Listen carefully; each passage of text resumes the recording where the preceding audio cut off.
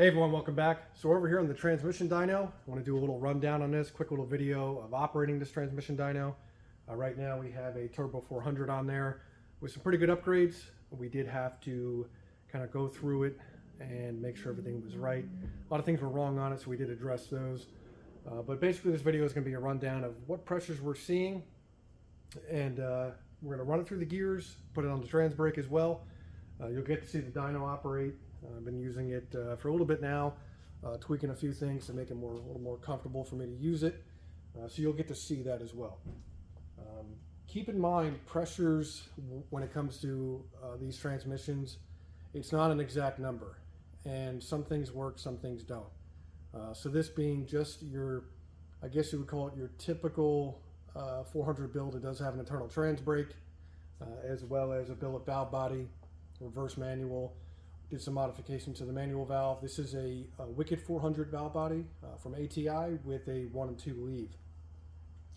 It has I believe it has a TSI forward drum, 300M shafts. It has I believe a Summit or a FTI, one of those brands, direct drum, 36 Sprag Pro Mod drum, as well as stock gear set, and did a few things just to tighten up some tolerances on this. None of that stuff was done from the previous builder. So we went ahead through a lot of things.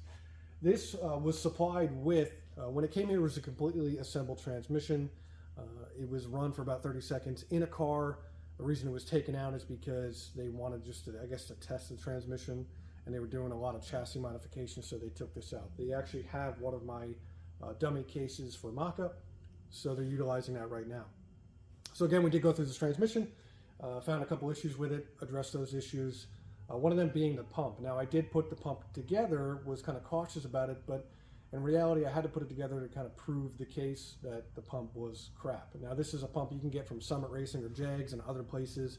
It kind of has a machinery dull brown paint to it. And in this video I'll bring the pump half out and show you why it is a terrible pump half. I believe it is a Chinese product, and it's just not great.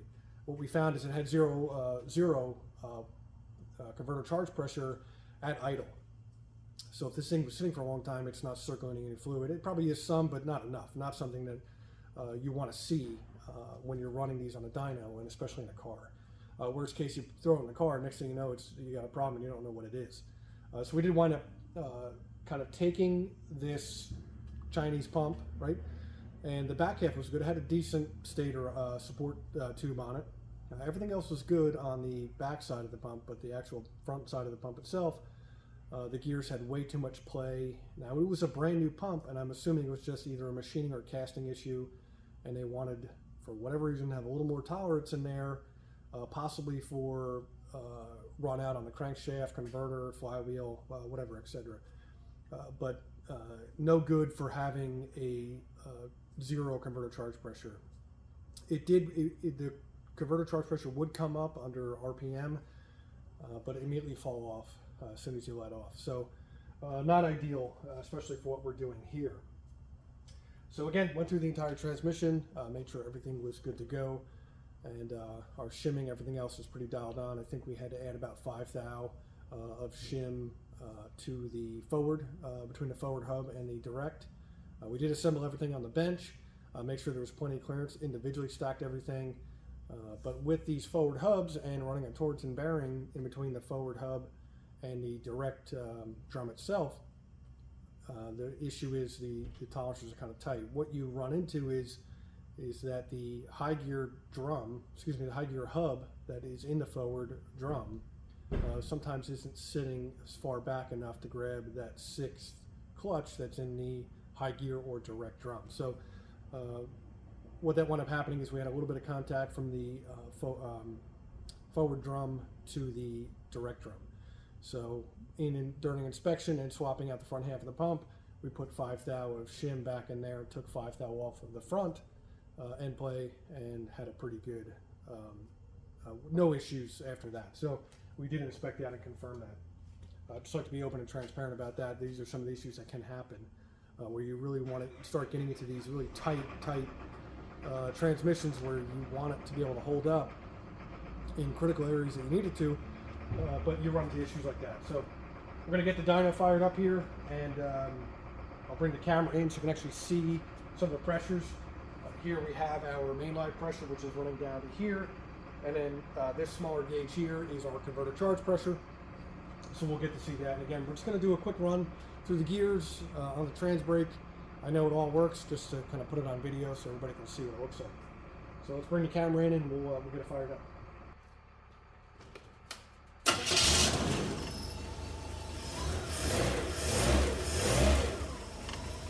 All right, so right away at idle, what we have here is we have about 190 PSI in the main, which is what it stated. I think it was about a 180, 185 pump. And right now we got about 90 PSI of converter charge pressure at idle. All right, let it warm up here a little bit. Revving it up, we don't change too much here. Keep in mind, this is a stock torque converter, so I believe it's about a 1500 RPM stall, just a stock torque converter. All right, so we got our air brake here. You'll see that operate in a second. But we'll go ahead, we'll get it into reverse. Okay, going into reverse, we see we got a little bit of reaction there, but we stabilized our pressure.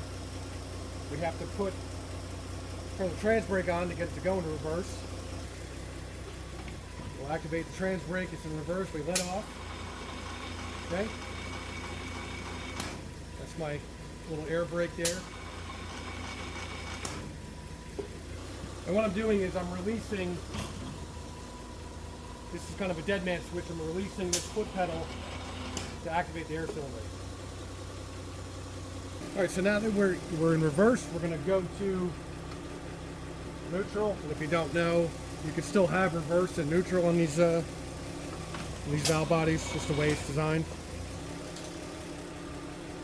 We'll go into first gear.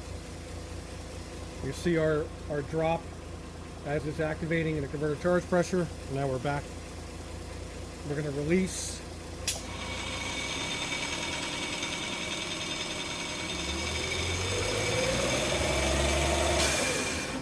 Everything stays pretty stable. We're going to activate our trans brake. In first gear, we're going to release our brake.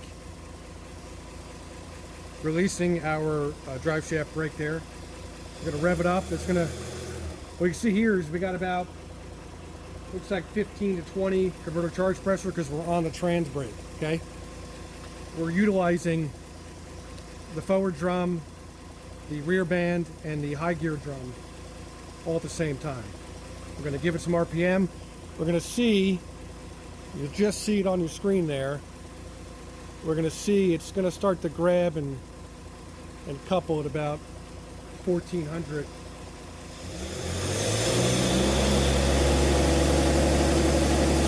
About 1350 there. And we'll try to see if we can see our converter charge pressure pop up.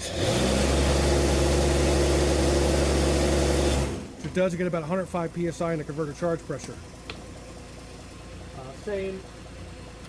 The second gear, we go into second gear. Okay, everything's looking pretty good. What we're going to do is we're going to activate our trans brake. Okay, just started to come back up on our converter charge pressure.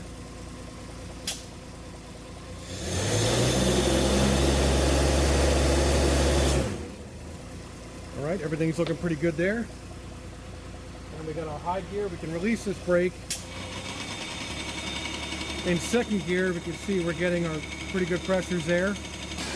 Now in high gear, we're going to get a lot of fluid going through this thing.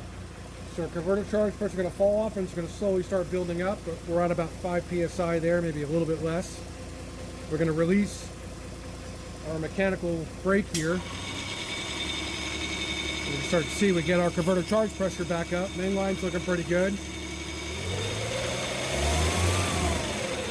We'll rev it up. Okay, it's using a lot of fluid.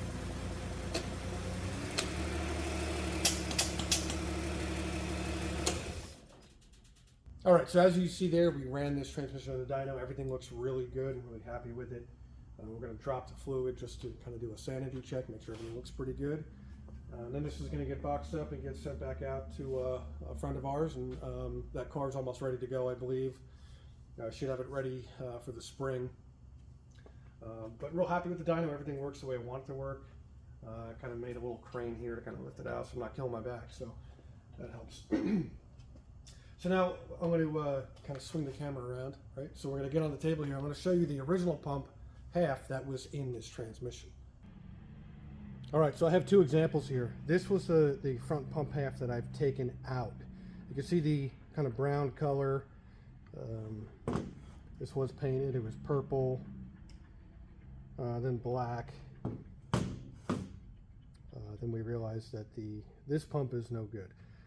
So this is a recast, so it's a brand new casting for an 895, 896 kind of pump, which is one of the very common pumps out there. So they recast it for that. Now let me show you here. So we have, this is one of our ready to go pumps. This is a 121 that we use in our builds here. Sorry, I'm just gonna line this up here. So what you'll notice is we're looking at the play here, and it's kind of something you want to look at. We got some side-to-side movement there, which is good. These pump gears I just threw in here, I think they're a little on the older side. Just something that I keep for kind of reference. But the housing is still good. So we have this play here. Typically in between here is about, I think I get about 17th thou on this. Okay, the back and forth I didn't really measure. So you can see that. Okay, the back and forth play there up and down. So this way towards the crescent. And then we have a side to side. Okay, we have that. Now that's also a little bit of play too on the main gear here. We're going to have a little bit of play. This one's actually pretty tight. There's nothing wrong with these gears. They pump gears. They are used, but we've got a little bit of play. A couple thou play there, from what I can tell. Okay, and we have our mesh in the gear. Now the other thing I want you to look at too. Sorry for the terrible camera work here. But we have a gap in between the gears. So I push the converter gear all the way up to the crescent, and we're looking at our gap down here, okay? We want to focus on that gap, the mesh in between the gears, okay? Put that one off to the side. Now we're going to take this Chinese pump, okay? And I'll do a side-by-side as well. So let's first start off with the play. We go up and down. Look. We measured this, and it's about 38 thou of gap between the top of the converter pump gear up to the crescent. Okay, and there's no difference in these gears. Okay, they might be a little bit off, but I'll show you that. So look at that, and then we have our back and forth play. Okay, that back and forth play is insane, and then our up and down play. Okay. And then now you can see the gap in between the gears, okay? Versus this one here, okay? I got the gear lifted all the way up. Okay, barely any gaps. We'll take our side-by-side here, okay? And we'll look at the back and forth as best I can, but I think we see that back and forth there versus this back and forth here.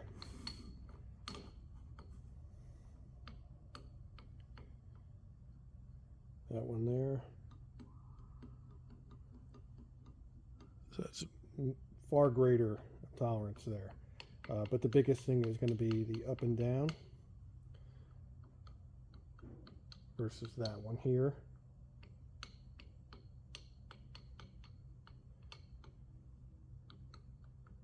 Okay, and then again, the biggest issue is going to be the gap between our pump gears. That's where we were losing pressure. We're not making enough pressure there. So probably not the greatest example, but you can see the differences there. These gears, I'm actually going to swap them out.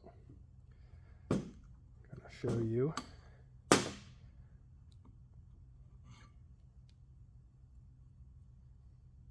Yeah, this one was completely dry. This one had some trans fluid in it.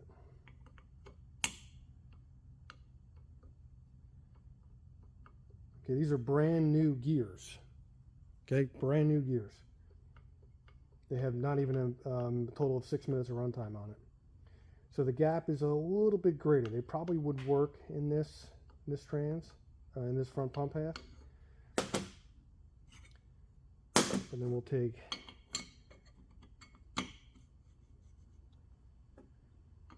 this one here. You see the massive gap in the bottom. And that large amount of swing there is just insane. And we did measure the difference here. It's about 11th difference on the thickness of the crescent. Being that this pump here has a much narrower crescent. I can see it.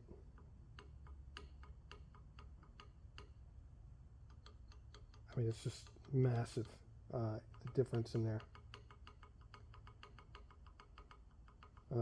This being a brand new pump gear set does a little bit better in this really good low mileage. This is just some, again, pump gear set I pulled off the shelf that's used.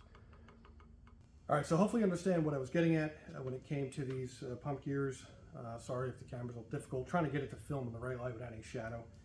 I got a big heater above us and then blocking most of the light, so you can kind of see the difference. But I think that was enough evidence for you to kind of keep an eye out. If you're purchasing one of these pumps, it's not going to be ideal for something that's going to be seeing about 1,000 horsepower. And really, in my opinion, not ideal for just a general rebuild. I'm sure it would work, but if it's definitely going to be a problem with fluid starvation to the back part of the planetaries over time. So in other components, I mean, you're waiting for that converter to start making, not only is it not making converter charge pressure, the pump is not making adequate pressure even for everything else. So yes, it might work under RPM, but you're still, if it's really starting to pull down in high gear especially, or really in any gear, it's using a lot of fluid, and then as well as the trans brake. So as it's trying to demand that fluid from the pump, it's letting fluid by. It's continuous. Just because RPM is making up for it doesn't mean that it's right. So that's something to really consider when purchasing one of these cheaper Chinese pumps. And I think they're really $400, give or take, for one of these pumps, and they're just terrible. Now this might be an instance, but I can't imagine it's the only instance when it comes to this housing. So maybe the people in another country are correcting that, but I wouldn't want to take the chance. There are plenty of pumps out there, and yes, you do have to buy a good core, and to kind of utilize one of these things, or try to find a US refurbished one. The majority of the pumps that I use, even for some of these higher end builds and higher horsepower, are used pumps that are still good. Now I will not put, depending on, really shouldn't say that, but really depending on the transmission, I only really do kind of a certain level of transmissions, about 1,500 horsepower and up.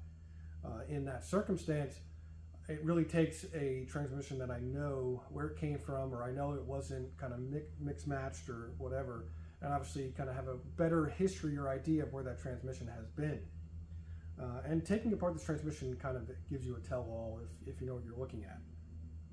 So the front pump half that I swapped out on this assembly was really good. It's came off of a good transmission that I knew of.